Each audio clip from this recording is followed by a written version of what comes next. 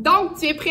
Je m'appelle Valérie de Astuces Canines. Je suis la propriétaire, je suis comportementaliste canin. Donc, aujourd'hui, je t'aide à trouver la routine idéale pour ton chien, pour brûler tout le surplus d'énergie, pour avoir une vie un peu plus tranquille. Donc, cette routine-là, elle s'applique à tous les chiens, tous les âges, tous les races. Bien évidemment, vous allez devoir la modeler à votre propre rythme de vie. Super important quand on parle de routine de chien, on doit combler plusieurs besoins. En Amérique du Nord, on est beaucoup dans la dépense physique. Les gens me disent, je fais énormément d'exercices physiques avec mon chien, je vais énormément lancer la balle avec mon chien. C'est super, mais on ne doit pas se concentrer, uniquement sur l'exercice physique. On doit autant se concentrer sur la stimulation mentale, sur la mastication, sur des activités de léchage et sur le calme. Ils sont tout aussi importants qu'une activité physique. Si présentement, la seule chose que tu fais, c'est de brûler ton chien physiquement, mais que tu ne lui fais pas faire de stimulation mentale, de mastication ou de période de calme, c'est sûrement le chaos présentement chez toi. Donc, ne t'en fais pas, je suis là pour t'aider. Je suis là pour t'aider à trouver la routine idéale avec ton chien.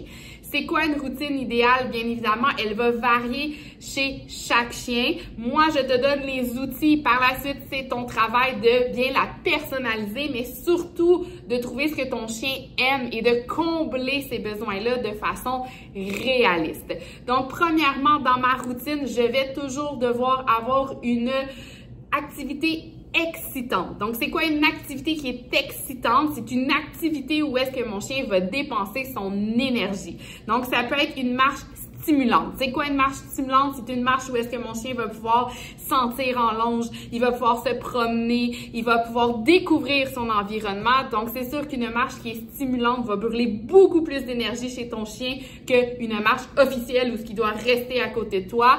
Ce que je te suggère fortement, c'est de mixer les deux types de marches dans ta vie de tous les jours, de t'assurer que ton chien peut avoir des endroits où est-ce qu'il peut juste sentir et être un chien. Il y a des jeux de balles, il y a des jeux de tug, il y a des jeux de float pole, il y a du frisbee. Donc, le but, c'est de faire dépenser le surplus d'énergie de ton chien, mais fais attention de ne pas trop en faire. Je vois beaucoup de clients qui surexcitent leur chien, donc qui font énormément d'exercices physiques, qui essaient de les brûler et ces chiens-là en demandent toujours plus parce que bien évidemment, ils deviennent des athlètes et en plus, brûler un chien physiquement, là, je vous dirais que c'est quasi impossible parce que c'est des machines, ces chiens-là. Ils sont faits pour travailler. Donc, oui, on veut dépenser l'énergie de notre chien, mais essayer de trouver la formule magique. On veut trouver un équilibre. On va suggérer entre 30 minutes et 90 minutes par jour, selon la race de votre chien, selon son type d'énergie, mais surtout, assurez-vous de varier les activités. Donc, de ne pas faire nécessairement 90 minutes de marche.